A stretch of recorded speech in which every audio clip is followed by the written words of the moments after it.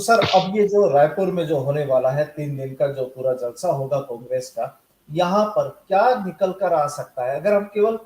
बात करें, मान लीजिए राजस्थान के मुद्दे को लेकर भी बात करें, तो क्या लगता है कुछ चर्चा वहां पर होगी? क्योंकि तमाम राजस्थान के लीडर्स भी वहां पर रहेंगे, सीनियर लीडर्स भी वहां पर रहेंगे, क्या कुछ उम्मीदें लगती है?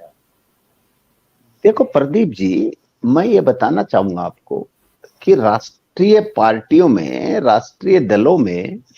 अखिल भारतीय कांग्रेस कमेटी के जो अध्यक्ष हैं, हमारे पूर्व अध्यक्ष सोनिया गांधी जी, राहुल गांधी जी, यूपीए की चेयरपर्सन सोनिया जी,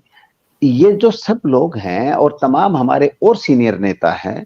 वो डे टू डे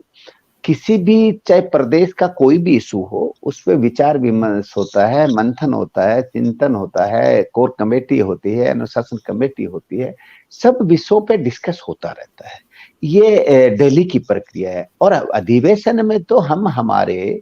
आने वाले इस 5 वर्ष में हमारी रीति क्या होगी, हमारी नीति क्या होगी, हमारी परंपरा, हमारे, हम इस राष्ट्र के लिए हमारी योजना क्या होगी, हम सत्ता में आएंगे तो राष्ट्र को किस तरकीब में, किस राष्ट्र की विभूति के लिए क्या काम करेंगे, इन तमाम विषय पे, चाहे राजनीतिक हो, चाहे सामाजिक हो, चाहे आर्थिक हो, चाहे राष्ट्र के उत्थान के लिए कोई बात हो, राष्ट्र की एकता और अखंडता की कोई बात हो, तो इस राष्ट्र की विभूति और खुशहाली के लिए हमारे तमाम विषय पे चर्चा होगी, तमाम नेता अपने स्पीच देंगे और हम इसमें अलग अलग समय पे अलग अलग प्रस्ताव पारित करते रहते हैं। तो ये सब 3 दिन में आपको देखने को मिलेगा। और सभी राज्यों में आने वाले समय में, क्योंकि ये 2023 का है, इसमें लगभग 9 राज्यों में चुनाव होने हैं। त्रिपुरा है, नागालैंड है, मेघालय है, कर्नाटक, राजस्थान, मध्य प्रदेश, छत्तीसगढ़, तेलंगाना, मिजोरम।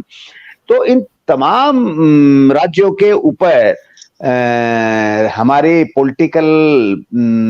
मीटिंगें होंगी। इनमें हमें हमारी क्या नीति अपनानी है, क्या हमारी रणनीति होगी, किस रणनीति के तहत, किस योजना के तहत हम चुनाव लड़ेंगे, तो सब पे विचार विमर्श होगा। और हम मांग करेंगे कि जम्मू कश्मीर को, जब आपने धारा 370 खत्म करने की बात कर दी, आपने वहां